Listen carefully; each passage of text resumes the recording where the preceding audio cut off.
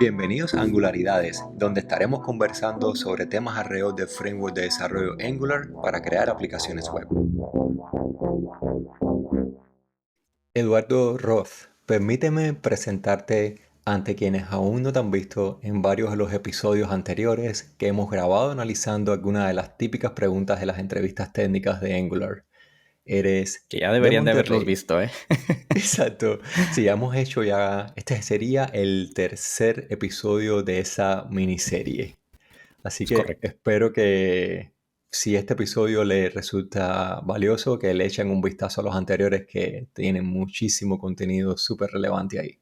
Pero bueno, eres de Monterrey, México, ingeniero de software en Hero Dev, Ionic Developer Expert, coorganizador del Google Developer Group de Monterrey, del Ionic Monterrey Meetup y del Angular Community Meetup Global en español. Además de esto, eres parte del programa NG Champions de NGConf, donde redactas artículos para la comunidad de desarrollo de Angular. Y es súper bueno poder tenerte nuevamente por acá después de 12 episodios. El último fue a principios de año donde grabamos el número 2 de esta miniserie sobre preguntas técnicas. Hoy vamos a continuar examinando algunas de las preguntas típicas que pueden ser parte de las entrevistas de trabajo para colaborar con equipos de desarrollo que usan el framework de Angular del lado del frontend. Y las primeras dos partes las publicamos en los episodios número 16 y número 22. Lo que estaremos abarcando hoy es un tercer grupo de preguntas que posiblemente den pie a otras y otras en episodios futuros, como habíamos visto anteriormente. Estas preguntas que hemos estado discutiendo puede que se hagan en una entrevista técnica de manera conversacional o se evalúen en un examen con código, pseudocódigo, en una pizarra o a través de un análisis de diseño de sistema que involucre la parte frontend.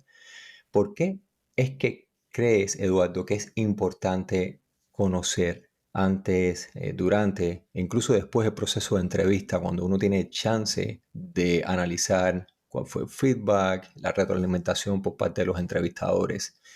Porque es importante conocer los fundamentos de los conceptos fundamentales de un sistema web que habilita en el extremo de la interfaz con el usuario la representación y la interacción visual o táctil o auditiva con ese producto de software. Bueno, pues ahí yo creo que parte del detalle de que el candidato tenga un entendimiento completo de cómo funciona todo, porque a final de cuentas, ahorita estamos hablando de Angular, pero a lo mejor en un año va a ser otro framework. O sea, a final de cuentas, Angular solo es una herramienta a través de la cual podemos brindar experiencias a los usuarios, aplicaciones web, cualquier tipo de aplicación que se pueda desarrollar para el frontend, de interacción entre el usuario y algún backend, pero volvemos a lo mismo. O sea, sigue siendo una simple herramienta que nos facilita el cómo realizar las cosas, pero nosotros debemos de entender cuál es el trasfondo. No, no digo, bueno, tienes que saberte el método exacto de Angular que utiliza para renderizar el contenido en la pantalla, o necesitas entender absolutamente todo de pe a pa, pero sí el tener un entendimiento da a los entrevistados, a quien te está entrevistando, a la empresa, o a la persona del técnica que te está entrevistando, que no solamente fuiste a leer, no sé, el método de, no sé, por ejemplo, detect change o mark as dirty, o algún otro método que exista, y que realmente entiendes qué es lo que hay detrás y cómo está interactuando todo. Y entonces quiere decir que si estás usando Angular, pero tienes que trabajar ahora con React, puedes entender sobre cómo puedes brincar, y ya tienes una base, unos fundamentos que te van a brindar una mayor facilidad para entender cómo funciona lo demás. Y hay patrones de diseño que se extienden mucho más allá del framework e incluso técnicas como las que permiten garantizar que el sistema sea accesible por una mayor cantidad de personas, es decir, extender esa base de usuarios, personas que no necesariamente van a interactuar visualmente con el producto, con un Sí, teclado, con un ratón, e incluso con condiciones óptimas de red o de luminosidad, en caso de que uno esté en ahí frente al sol con una laptop o, bueno, con un dispositivo móvil. Técnicas de optimización para motores de búsqueda, optimización incluso de imágenes, de cómo cargarlas diferidamente o cómo priorizar aquellas que necesitan ser Mostradas inmediatamente. mostradas Ujú. de manera inmediata, correcto. Los web components para entender antes de llegar a Angular cómo es que funciona el mecanismo basado en la W3C, en todo el estándar de HTML, cómo funcionan las plantillas, no las de Angular, sino el concepto de template, element dentro del marco de HTML, cómo funcionan los elementos personalizados, es decir, esos custom elements, el Shadow DOM, eh, todo lo que tiene que ver con eso Muchísimas para cosas. poder, exacto, para poder garantizar que el conocimiento acerca de la encapsulación de estos componentes que nosotros estamos desarrollando en Angular tenga una claridad más allá de la que nos ofrece el framework.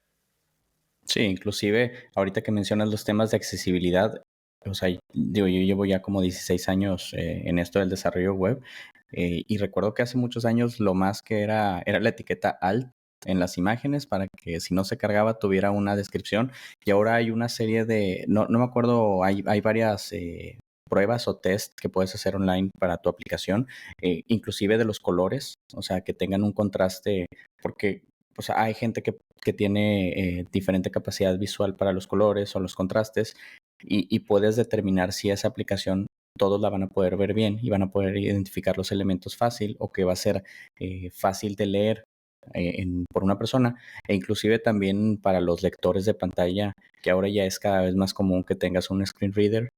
Bueno, no me acuerdo cómo, el voiceover.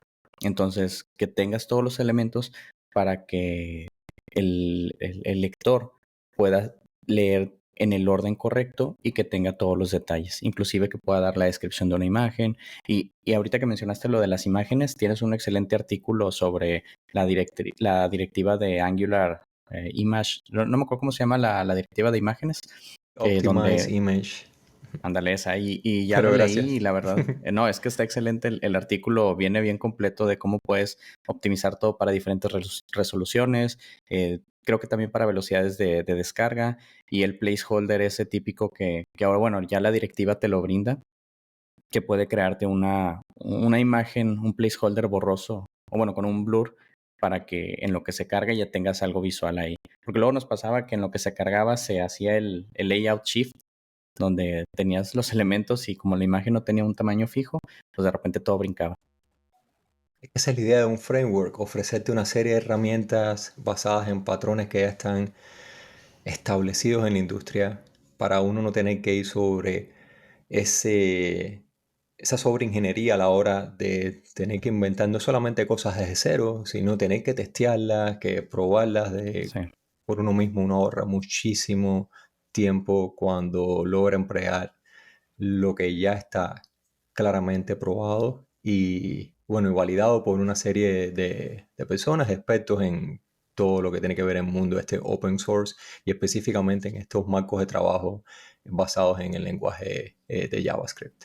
sí, que no tengamos que reinventar el hilo negro, como dirían, de para qué hacer eso si ya tienes todas estas herramientas que pues ya están testeadas y probadas por toda la comunidad. Exacto. Y otra de las cosas que generalmente son importantes de conocer más allá del framework de JavaScript es lo que tiene que ver con seguridad de la aplicación web. Es decir, saber bien qué es lo que representa lo que está detrás de los términos de CORS, de HTTPS, del CSP para las políticas estas de seguridad del contenido que uno está ofreciendo en la web para garantizar de que no haya Scripting. Ujú. scripting, cross-site scripting, Ujú. XSS y otros riesgos de seguridad que están bien definidos en estos guidelines que se llaman OWASP, el O OWASP. WASP. Ujú. Yo Sino estaba que también tratando de es un buscar una manera listado enorme. exacto, es un listado gigantesco. Lo que hay alguna Ajá. manera a lo mejor de decirlo mejor en español, pero bueno, OWASP, las El siglas OWASP. y a no ser de que se vaya a como que cambiar, ¿no? Como en el caso de la ONU, que es así en español, pero es diferente en otros idiomas. En inglés. Ujú. Exacto. Y estaba pensando antes de venir acá a este episodio que otra de las preguntas, no necesariamente típica, pero sí que pueden hacer en una entrevista a una persona que esté yendo sobre este rol para trabajar con un equipo que funcione con Angular, o bueno, puede también extenderse hacia otro framework de JavaScript. ¿Cómo es que un elemento HTML, ya sea nativo del estándar HTML o un elemento personalizado que uno vaya a crear a través de un componente de Angular, por ejemplo, cómo es que ese elemento llega a representarse en pantalla? ¿Qué sugieres que Con magia, responda? con magia. No No, nos pues vamos ahí bueno, o sea, pintando píxeles en la pantalla sí. y entendiendo el código que uno puso. Sí, tengo una historia de una aplicación web en un trabajo anterior donde la persona me decía, es que necesito que esté en tal píxel para que cuando lo imprimas, y le explicábamos que, bueno, o sea, ya no tienes un grid en donde puedes colocar la aplicación, los puntos, como en Windows Forms, que antes podías moverlo al píxel, no sé, la coordenada 150 y ahí lo dejabas. Y ahora ya es un poco distinto. Pues con todos los dispositivos que pueden funcionar en una página web no tienes un grid fijo para todo. Pues, o sea, el cómo se representa un elemento, si es un web element, un custom web element, pues al principio se registra, en la página lo registra, pues ya sea Angular o, por ejemplo, en el caso en Ionic tienen un framework que se llama Stencil que te permite crear web elements personalizados. Entonces, lo que hace es, se registra ese componente para que la etiqueta ya pueda ser interpretada por el navegador y al momento de que el navegador empieza a hacer el primer paint, no me acuerdo los términos exactamente, pero cuando hace el primer paint, genera el árbol o el DOM, eh, la estructura de todo el árbol donde van a ir todos los elementos y ahí lo va acomodando en las demás etiquetas que existen y genera el nodo en el árbol para ya representarlo visualmente. Y ya una vez que está la estructura HTML, pues ya pasa el tema de los estilos visuales que agrega, bueno, modifica en base al CSS ese elemento en caso de que exista alguna clase o alguna hoja de estilo para afectar ese componente. Y esa estructura de datos que nosotros le llamamos DOM es la representación arbórea del procesamiento de un navegador que le hace al código que nosotros, sí, no nosotros, sino el servidor web o el CDN que está en el medio, envió al navegador en modo texto. Es decir, Ajá, el sí. navegador se encarga de extraer todos esos bytes como tal que recibió, hacer el procesado a nivel de tokens y a partir de ese Document Object Model y también de la información como habías mencionado del CSS Object Model, se logra representar un árbol de renderización, el rendering tree, como se le dice en inglés, que con esa información de cómo van a caer geométricamente los elementos basado en lo que el navegador interpreta así, nativamente de cómo generar un elemento y también la información que le estamos dando por CSS y todo el dinamismo que también incluye JavaScript, se pasa por toda la ruta de representación que incluye el pintado, es decir, el pintado como tal que es el rasterizado después de haberle hecho todo el cálculo geométrico, ese layout para saber cuál es la posición y la dimensión exacta de cada elemento en pantalla.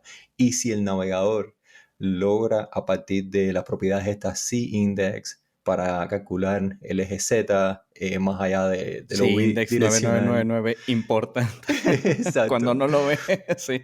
O sea, tuvo opacidades, transformaciones CSS. El navegador, para no tener que estar pintando extra y obviamente utilizando recursos del dispositivo, lo que hace es componer esa vista en múltiples capas, es decir, dividir el resultado final en una especie de composite, que es como le llaman ellos es decir, Un los compuesto, creadores de sí. navegadores para agrupar ese contenido que está en distintas capas desde el punto de vista de representación visual. Y todo Sí, no eso está pasa, refrescando ujú, todo completamente. y todo eso pasa en cuestión de Ojalá no en cuestión de segundos, pero sí en milisegundos, en dependencia de Milisegundos. que también se hayan seguido algunas de las buenas prácticas que están bien documentadas, tanto en la guía de, de estilo de código de Angular, como las buenas prácticas típicas de escritura de CSS y de HTML y de JavaScript. Sí, que hace unos años no era raro que abrieras una página y se quedara la pantalla en blanco 2, 3, 4 segundos y luego ya vieras el contenido. Y cómo hemos ido cambiando a ahora ya buscar hacer todo para que la primera interacción o la primera visualización sean mucho más rápidas. También en base a que el usuario, creo que había una métrica que si pasa de 3 segundos o de 2 segundos, no me acuerdo cuánto, se sale de la aplicación. O hay una pérdida, una posible pérdida de usuarios si se tarda mucho en cargar tu aplicación. Y hoy en día Core Web Vitals nos permite masticar eso sin tener que ir de nuevo hacia cuál es la especificación, no especificación, sino cuál es el resultado de ese estudio, de a lo mejor de Nielsen, desde el punto de vista de usabilidad. Si uno se basa en cuáles son los resultados ahí eh, del FCP, y de los otros CLS, las otras métricas como tal que están INP, que es la que reemplazó Ujú. el FID recientemente, el 12 de marzo. Ah, mira, no sabía. Ujú. Sí, estuve hablando hace unos cuantos episodios con Jorge Cano acerca de esa sustitución del First Input Delay con el Interaction to Next Paint, que viene siendo la métrica vital central, Sí. el core web vital, o lo que sea que se traduzca al español, como medida de la interactividad de la página. Es decir, cuán Sí, que le interactiva piques y que viene no se siendo la quede ahí. página frente al usuario. Ujú. Ujú. Sí, no recuerdo Y también esas aplicaciones que le picabas y ya no podías hacer nada en la aplicación porque JavaScript te bloqueaba mientras procesaba todo lo que hacía y no podías hacer absolutamente nada. exacto. Y gracias a los navegadores modernos, y bueno, todo el proyecto Chromium, y antes incluso del proyecto Chromium a Firebug, que era la extensión de Firefox, desde el año 2005, bueno, casi desde el principio de proyecto como tal De los tiempos. de los tiempos, gracias al Firebug y bueno, hoy en día DevTools, no se queda en una caja negra o en una experimentación empírica de qué es lo que pasa cuando uno tiene durante medio segundo, durante un segundo y pico esa página en blanco. Uno puede ir ahí al profiling o a la pestaña de performance y lograr identificar a través de una serie de frames que son capturados cómo es que va pasando todo el ciclo de vida de la aplicación desde el punto de descarga de ese HTML inicial. Ujú. Sí, inclusive tienes la opción en el Network tab de poner como si estuvieras en una red 3G lenta o en una red 3G rápida, porque muchas veces, o sea, a mí me ha pasado que olvidas, o sea, das por hecho que todos los usuarios tienen una conexión rápida y tú cargas la aplicación y se carga rápido, pero luego el hacer esa prueba con una conexión lenta, el asegurarte que aún en conexiones lentas eh, responda rápido tu aplicación, eso es vital. Que ahora con el anuncio de la integración entre Angular y Wiz que acaba de hacer Google, mencionan que, bueno, en el último blog post venía que usan Wiz para Google Fotos, la búsqueda de Google y no me acuerdo para qué más, en donde probaban con dispositivos o sea, en redes lentas y con dispositivos pues más, equipos más modestos de procesamiento y que inclusive así se renderizaba. Y todo eso se va a pasar ahora, bueno, va a complementar Angular para hacerlo todavía mejor framework de lo que ya es. O sea, tuvo que haber una interoperabilidad ahí entre los dos frameworks hasta el punto en el futuro, no sé si será en el 2025 o en el 2030. 2025 es raro que ocurra, pero bueno, para Sí, una de las versiones futuras que se logre mezclar ambos frameworks bajo la sombrilla de uno mismo. Ojalá que se termine sí, denominando Angular y no sí. con un Y icono no se nuevo o cambia a algo por Wiz. el estilo, pero bueno, que se cambien hacia lo que vendría siendo el Angular de futuro con las capacidades de Wiz integradas. Ujú. ¿Y cómo? Es decir, respondiendo a esa típica pregunta que alguien puede hacer desde el lado del entrevistador, ¿cómo es que se va sobre el proceso del empaquetamiento del código fuente de una aplicación escrita en Angular para poder distribuirla a los clientes web. No es que uno como entrevistado vaya a ir ahí empaquetando línea a línea ni nada por el estilo, pero sí utilizando herramientas automáticas que ya están ya definidas o recomendadas por un framework o utilizar algo nuevo en el CI/CD.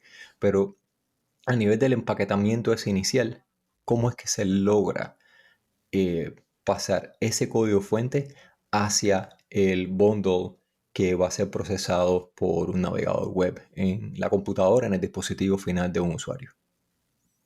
Bueno, pues afortunadamente Angular tiene un comando muy sencillo. Bueno, son dos, el ngserve, pero ese no empaqueta, o sea, empaqueta para modo de desarrollo, pero no para los archivos finales donde ya están optimizados, minificados y separados en chunks, o bueno, name chunks para que la descarga de los archivos sea más pequeña o que sean quizá más archivos, pero archivos más pequeños.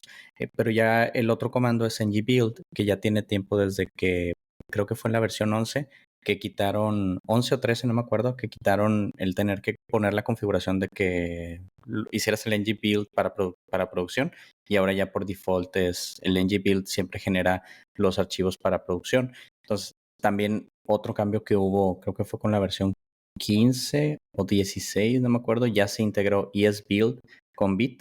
Antes se utilizaba Webpack para procesar y a final de cuentas el código que escribimos con Angular está en TypeScript. Entonces se tiene que cambiar de TypeScript a JavaScript normal y de ahí se hacen esa separación se hace el tree shaking para métodos que no estés utilizando, cosas que estás importando y que no necesitas en tu aplicación, se eliminen y tengas un build más sencillo. Y al final, en la parte de, bueno, en la parte de cuando estás haciendo el servidor de pruebas, cuando haces el ngserve, te genera los archivos de vendor, el de main, y no me acuerdo qué otro, creo que eran dos o tres, Polyfill. pero ajá, Polyfill. Entonces, pues los principales son el de vendor, que trae todas las librerías que instalas a través de npm o pnpm o yarn para los que lo usan. Y el main es donde viene toda tu aplicación. Y cuando haces el ng build que se hace para producción, genera un punto de entrada donde haces el bootstrap de la aplicación y todos los demás se separan en diferentes archivos, pues para que al final de cuentas lo tiene que descargar el navegador, pero permite que ya no tengas que descargar un archivo de 6 megas todo al mismo tiempo, sino que en base a lo que las pantallas están usando y con el lazy loading puede estar descargando únicamente lo que necesita tu aplicación en el momento que el usuario lo está utilizando, y que ahí se pueden hacer como bueno, se pueden hacer como métodos para ir descargando un preloading y así lo necesitaras. Pero, Exacto.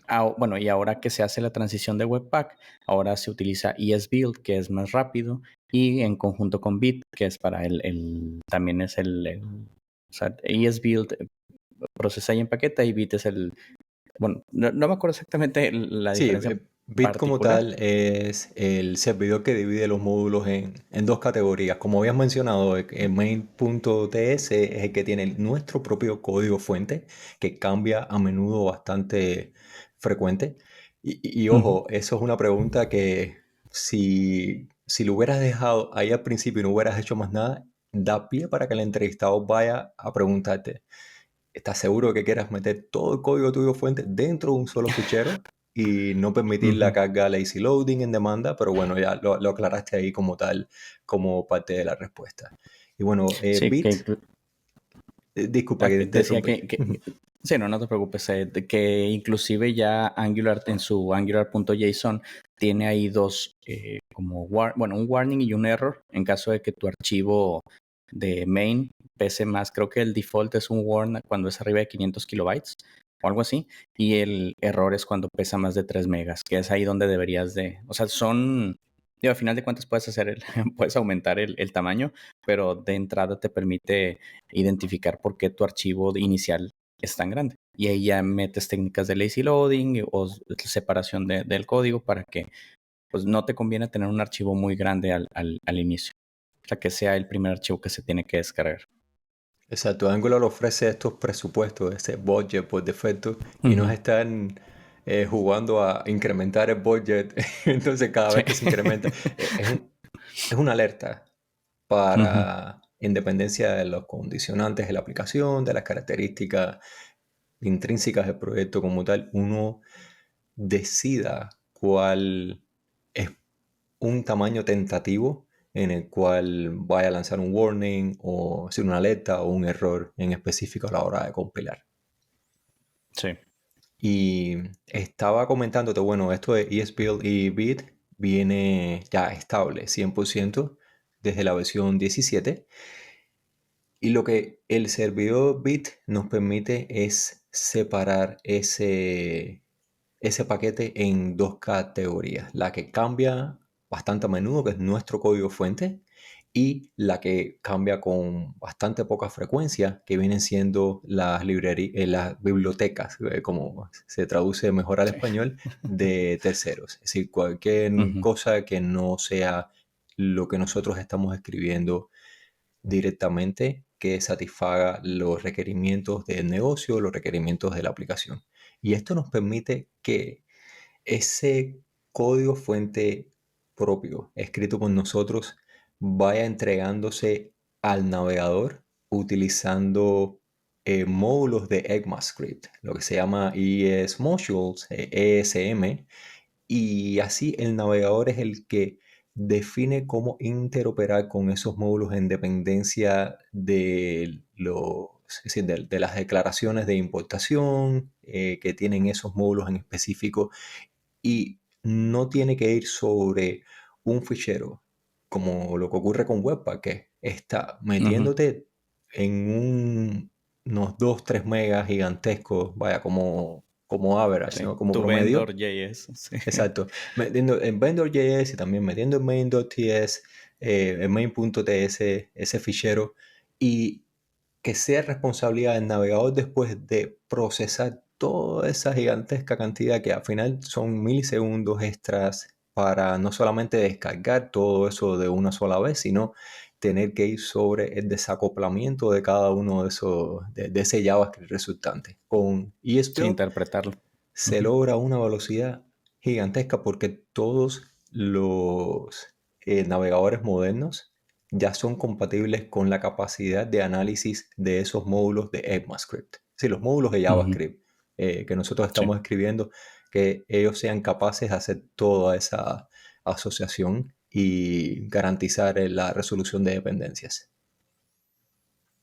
Así es. Eso no Cómo quiere ha decir que cambiado todo. vayamos a servirle 200, 500 módulos ahí, que tenga que hacer una solicitud HTTP a cada uno de esos módulos, porque no hay protocolo HTTP que aguante esa cantidad ¿sabes? De Del apretón de solicitudes. mano que ocurre y la resolución del TCL. Se sigue empaquetando, se sigue agrupando todo aquello, pero el resultado final viene siendo con módulos de JavaScript. Sí, como si tuviera un índice el navegador y dice, ah, bueno, me está pidiendo ahora tal módulo y yo ya sé exactamente a dónde ir a buscarlo. Y ya lo jalo y ahí está. Exacto. Y si por alguna casualidad hay una pregunta que es consecuencia de ese anterior, que tenga un entrevistado preguntando, ok, ¿y cómo es que tú logras migrar una aplicación que esté basada en el empaquetado Webpack hacia lo nuevo, que es mucho más rápido, es eficiente en una gran cantidad de casos, que generalmente es lo que se recomienda como respuesta a eso? Y no solamente como respuesta a una entrevista, sino como en la vida real, No a la sé hora cómo de hacer la hacerlo, ¿verdad? migración real. Pues afortunadamente, digo, Angular es uno de los, no sé si beneficios o como cosas muy importantes o muy cruciales que al menos yo siento que tiene el equipo de Angular y el mismo framework, es que dan pasos muy lineales para la actualización de tus versiones o son muy sencillos. Hay un sitio de Angular que es upgrade.angular.com, bueno, o .io, no me acuerdo la ruta correcta, pero ahí dice, bueno, de qué versión vienes y a qué versión vas y te da todos los pasos, inclusive integra algo que es la complejidad, si es tu aplicación es complejidad baja, media, que son guías o ayudas, ¿verdad? No está escrito en piedra que tiene que ser así, pero te permite ir viendo qué es lo que necesitas. Y en esta migración, para pasarte a ESBuild, creo que hay unas cuantas cositas adicionales que tienes que configurar, pero lo principal que es una de las mejores cosas que tiene Angular, es que ya puedes hacer tiene un bundler, o no, no me acuerdo cómo se llama la propiedad en el Angular JSON, pero es el Builder, application browser, constructor. ajá, el Ojo, builder, no y nada constructor más, de clase, sino la ajá, propiedad de constructor dentro construir. del Angular.json. Entonces tienes uno que es application browser y el nuevo es application browser dash esbuild. Y digo, son unos 2, 3 ajustitos más en el Angular JSON, pero principalmente cambias ese builder y ya estás con esbuild y con Bit. O sea, hacen o sea, está muy streamline o muy, no me acuerdo la palabra en español, pero muy Automatizado. simplificado. Sí, Ajá, sí. sí, muy sencillo y de manera muy fácil y sencilla. Y creo que esto es algo que ha venido haciendo Angular. Aprendieron desde la migración de AngularJS a Angular 2 y ahora con Ivy, que el Vue Engine y la migración a Ivy, de tratar de hacer todo lo más sencillo para nosotros. O sea, que no tenga tanta complejidad e ir integrando los cambios sin que se rompa nada antes. Agregarle al builder ese el guión esbuild a lo que estaba puesto con browser ya. Mágicamente Ya tenemos tienes. esa integración como tal, obviamente declarando la dependencia correcta en el package.json, pero bueno, como bien recomendabas, esa guía de migración de una versión hacia la otra especifica, ayuda a cómo ir sobre ese tratamiento en los ficheros de configuración.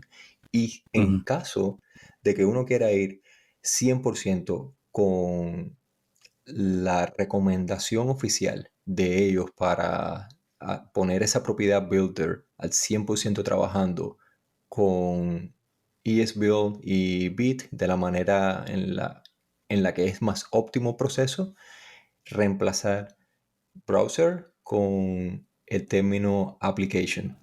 Lo application. Ujú. que en aplicaciones complejas, bueno, no complejas, sino en aplicaciones que estén utilizando Angular Universal para la representación esta primaria en el lado del servidor, es bastante complejo el proceso. Así que esto sí garantiza una compatibilidad con SSR, con Server-Side Rendering, que viene a reemplazar Angular Universal. Pero bueno, hay diferentes capas de complejidad en dependencia de las características de la aplicación. Para la mayor parte de aplicaciones que necesitan ser migradas desde Webpack para ESBuild con Bit, sencillamente poniéndole como paso inicial ese guión con ESBuild va a ser Application. más que suficiente hasta que esté listo uno para ir sobre una prueba de cómo resulta y que no se rompa nada poniéndole ese otro builder. Sí, que de hecho, ahorita que lo mencionas, fue un cambio sutil bueno, que me llegué a fijar cuando haces un ng build con las aplicaciones de ahora. Antes se generaba en el folder dist, ya tenías tu aplicación, y ahora que está utilizando ese application, te genera el folder dist, pero dentro de dist está uno que se llama browser, porque ahí te hace la generación para de los archivos del browser y ahí ya tienes lo que es nada más del lado del cliente, no la parte del server-side rendering, que me imagino que genera en otro folder. El otro folder que obviamente se llama Server. server. Sí. Y ahí tienes un punto adicional al haber mencionado eso de los cambios que ocurren en la carpeta de Sutiles, distribución. pero... Ajá. Ujú. Bueno, no carpeta, sino directorio de distribución, hablando en términos Sí. de Linux y no de Windows. Sí. Y recuerda lo que había mencionado es decir, al principio de la conversación acerca de conocer esos elementos que van más allá del framework de JavaScript que uno esté utilizando. Por ejemplo, lo que tiene que ver con custom elements, con todo lo del Shadow DOM. Si alguien que jamás ha escuchado hablar en la especificación HTML de Shadow DOM y enseguida le mencionan ese término, lo va a asociar directamente con el modo de encapsulación de un componente que te permite esos tres diferentes tipos de propiedades. Está emulado por defecto, el que es Shadow DOM o el que no tiene absolutamente ningún tipo de emulación. ¿Cómo generalmente uno logra responder de una manera eficiente a la pregunta que le haga un entrevistador acerca de cómo ir sobre la diferencia entre esos diferentes tipos de encapsulación de una vista? Sí, de un componente dentro de una vista de Angular. Bueno, en el caso de del view encapsulation, cuando defines none, o sea, no hay una encapsulación bueno, el término es bleed, o sea, las hojas, bueno, los estilos que tú tienes en tu componente pueden, bueno, o sea, sería sangrar, o bueno, se pueden extender a otros, podrían llegar a afectar a otros componentes porque no hay un selector específico sobre el mismo que estás, bueno, podría expandirse a otros componentes porque no se están encapsulando únicamente a esos componentes que estás definiendo o trabajando. El emulated permite hacer a través de IDs generados por Angular en el momento de crear el componente, hacer como un tipo de encapsulamiento simulado porque no está utilizando el Shadow DOM, en donde ya tiene un árbol específico para esos elementos. En el emulado, con base de IDs y propiedades, luego a veces pasa que, bueno, cuando inspeccionamos un elemento, vemos que tiene un ID así con una cadena de dígitos y caracteres muy larga, que eso es lo que va haciendo la encapsulación emulada. Y en el caso de Shadow DOM, ahí hace una representación a través del Shadow DOM, que, bueno, que ya actualmente el DOM principal, o llamado Light DOM, que sería como el árbol donde están todos los elementos, permite a que cada componente maneje un Shadow DOM, que sería como un árbol secundario, en donde únicamente, o sea, todo lo que está en ese componente solo puede afectar ese nodo, ese árbol que existe en un nodo. Entonces, de esa manera ya tienes una encapsulación nativa del navegador, en donde ya tus estilos ya no pueden afectar nada más. Antes, ¿qué pasaba? Tenías no sé, ponías un componente, o bueno, si le pones no pones un componente con una clase, no sé, punto activo, y tenías otro elemento que usaba ese punto activo, como no estaba encapsulado, pues te movía los colores o te movía el estilo que tenía el otro componente. Exacto. Y ahí radica el poder del encapsulamiento Sí. que hemos aprendido desde la programación orientada a objetos y se aplica al 100% con todo lo que tiene que ver con hojas de estilo en cascada. Sí, porque Y- luego no quieres que, que todo te esté cambiando o identificar de dónde viene el cambio. Que ya con el navegador ya más fácil puedes ver de qué hoja de qué parte está esa propiedad, pero pues ahora últimamente todo es encapsular para que las unidades de código de componente sean únicas y solo tengan esa funcionalidad y no estén permeándose en más componentes. Exacto. Y eso nos reduce cantidad las complicaciones que surgen. Tú debes haber visto proyectos en los que ponen View Encapsulation None y trabajan Ah, con bloques, elementos, modificadores y con ese patrón de escribir que fue muy útil. Todavía puede que siga siendo útil en muchísimos contextos y aplicaciones que tengan características en específico, pero dentro de Angular como tal, posiblemente vaya a hacer un poquito de sobreingeniería sobre las capacidades que te ofrece estas vistas emuladas y bueno, sigamos como tal contra la especificación de Shadow DOM, teniendo esa raíz del árbol que está a la sombra del árbol sí. ese como tal encapsulado, tenemos una posibilidad de olvidarnos todo con todo lo que tenga que ver con espacios de nombre y de ponerle un montón de prefijos para que no coincida, que no colapse con otros elementos que están descritos en otras partes de la aplicación.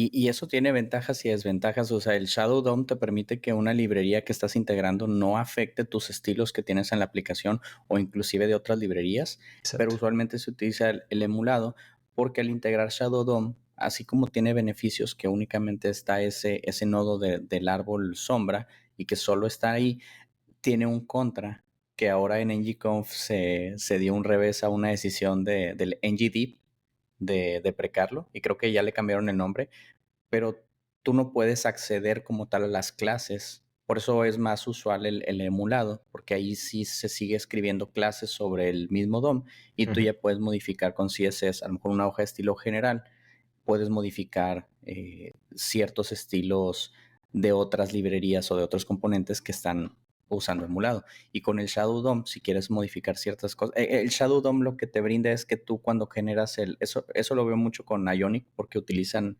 web components que utilizan Shadow DOM para modificar con CSS ciertas propiedades. El creador del web component tiene que describir o definir partes, o sea, se llaman parts del Shadow Parts. DOM, que tú puedes, o sea, creo que es 2 puntos part y entre paréntesis el nombre de, no sé, header, body, footer, y ahí tú ya puedes agregarle clases. Pero ¿qué pasa en librerías donde no tienen expuesto eso? O sea, como tal no podrías modificarlas. O sea, si necesitas, no sé, estás integrando Bootstrap y usas Shadow DOM, pero no tiene expuesta una parte para cambiar el color del header, pues tienes que usas el ngDip que permite a Angular navegar hacia ese Shadow DOM y aplicar los estilos. ¿Pudieran existir maneras de poder hacer una sobreescritura de eso, pero no todos los navegadores se han puesto de acuerdo para Ujú. poder proyectar contenido específico dentro de esos árboles secundarios? Pero tengo una duda, Eduardo, cuando mencionabas que se ha renombrado, ¿a qué te refieres? De que le quitaron esa etiqueta de deprecated al ngDip, Bueno, ¿verdad? le quitaron que ya no va a ser deprecado, Sí, pero me parece que ahora ya no nada más se va a cambiar, ya no va a ser ngDip, va a ser otro selector. Le van a cambiar, no me acuerdo el nombre, pero salió ahora en ngconf. Te lo debo para vale. cuando lo Lo pongas en ponemos en las contenido. notas, sí. Sí, Sí, porque esa parte pero no la escuché bien, lo del cambio de nombre. Y si lo hacen, deberían, obviamente, ofrecer un schematics, un migration para poder sustituirlo en los existentes. El problema principal sí, lo voy a que yo buscar y te lo siempre he voy a pasar. tenido, dale, perfecto. Y te decía que el problema principal que yo siempre he tenido con la NGDIP es declararlo en la raíz del estilo del componente, porque en vez de ponerlo dentro del pseudo elemento host o dentro de alguno de los elementos que nosotros tenemos, de alguno de los selectores de elementos que tenemos dentro del componente, porque si lo ponemos Ujú. directamente el ngDip ahí mismo en la raíz de ese CSS que está asociado al estilo, lo estamos sembrando directamente en la raíz de la hoja de De hasta mero estilo arriba. Ujú. sin ningún tipo de protección, sin nada. Y eso genera problemas con bibliotecas de terceros o con nuestro propio código, con cualquier cosa que vaya a ser en microfrontends que estemos inyectando en tiempo de ejecución dentro del proyecto, genera problemas de otra índole. Sí. Ujú.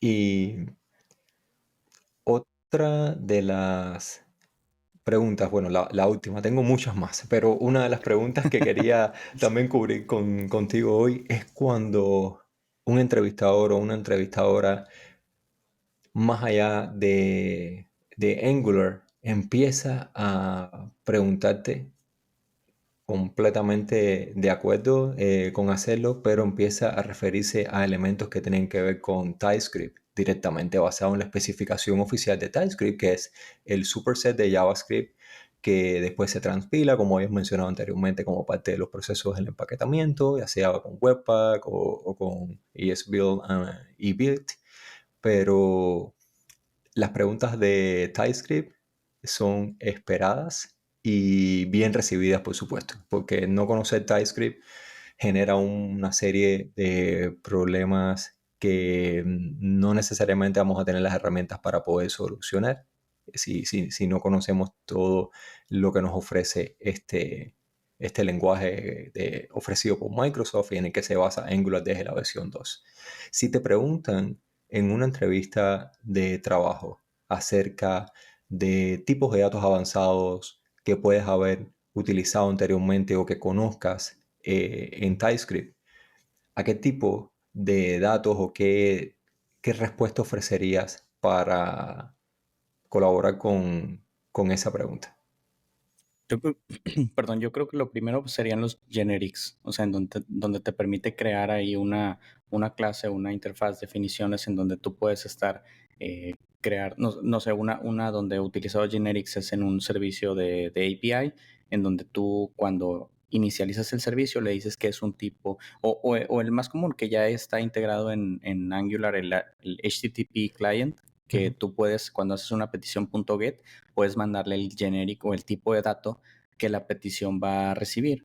O sea, que estás esperando recibir del endpoint. Entonces ya pones .get, el mayor, menor que y luego, bueno, entre el mayor y que y menor y mayor que, y pones el tipo de dato y ya puedes definir que tu respuesta va a ser de un cierto tipo de dato, una interfaz en tu código. Y de esos mismos hay muchas herramientas como el pick, el omit, eh, partial, que te permiten estar manipulando con diferentes, no únicamente, no sé, tienes una entrada de datos en donde puede que tengas toda la información, no, entonces usas un partial, o si nada más necesitas una interfaz que extienda a ciertas propiedades, puede ser un extends y pick para tomar ciertas propiedades ahorita no recuerdo todos, pero en el último proyecto en el que estuve trabajando en Hero Devs, se utilizó extensamente todo este tema de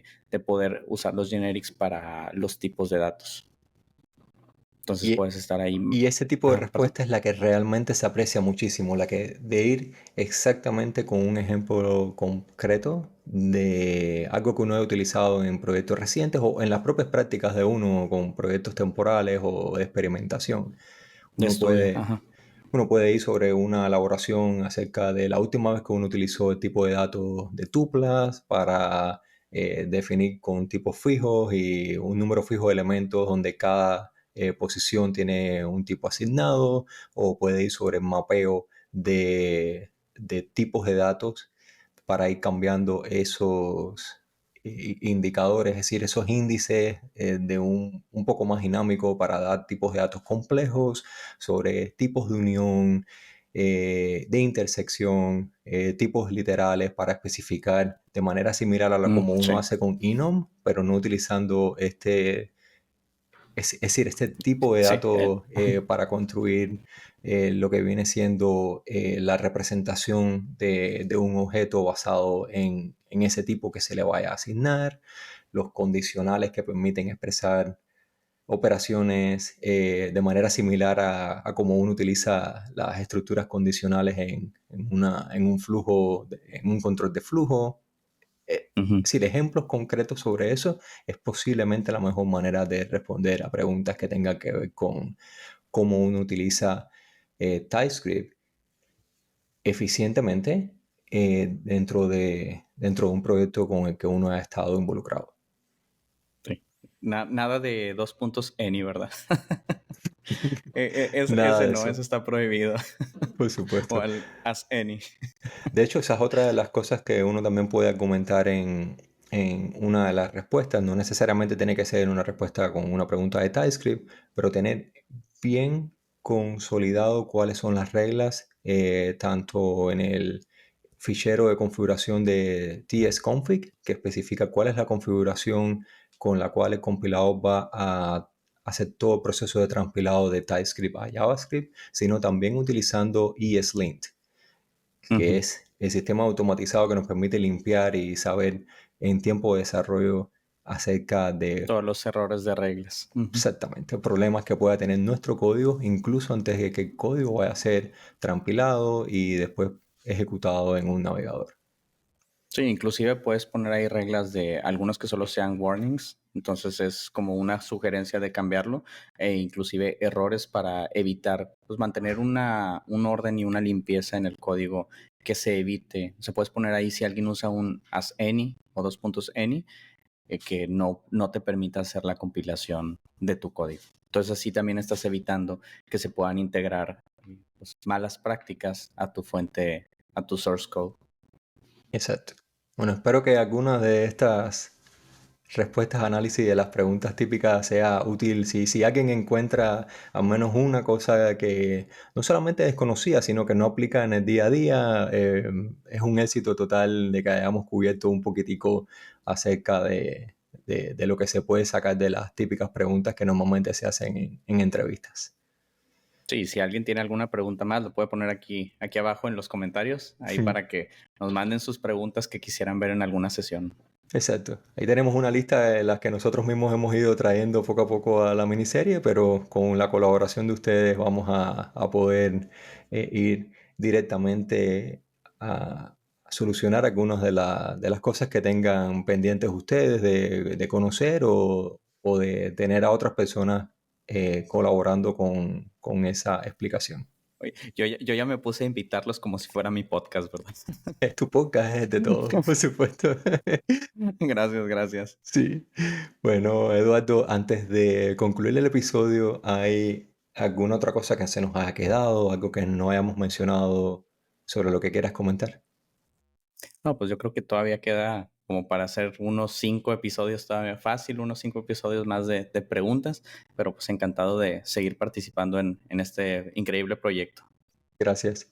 Y habrá muchas más preguntas después que ocurra todo el merge entre Angular y Wiz. Sí, O que hay una nueva cosa, o que esté el desacoplamiento de RxJS, más informaciones sobre sí, va a ser signals con formularios. un cambio. Esto no tiene final y bueno, y ojalá. Obviamente es algo súper útil de que todo el mundo de frontend continúa vivo y vivito y coleando, como Sí, decimos, porque eso garantiza que las técnicas y los frameworks como tal que estamos utilizando tenga una buena calidad en vista al futuro, y no de los próximos meses, sino de los siguientes años. Si estuviéramos años. trabajando con Ujú. algo que no se mueve, que está completamente estagnado, eso no es un buen indicador. Así que Ajá, mientras sí. más preguntas hayan en un futuro para hacer y cosas nuevas que se le vayan incorporando al framework, que es lo esperado en la versión 18, 19, 20, etcétera, En la 30. en el futuro, mientras eso exista, es una buena señal. Así es. Vale, Eduardo, nos vemos entonces próximamente. Hasta luego y gracias por haber estado acá de nuevo con nosotros. Al contrario, gracias por recibirme. Hasta Chao, luego. chao. Bye. Bye bye. Gracias por escuchar este podcast y espero que te sean útiles los temas abordados durante el episodio. Si aún no te has suscrito, te invito a hacerlo para no perderte ninguno de los futuros tópicos relacionados con frontend, interfaces gráficas, arquitectura de software y desarrollo web a través de Angular.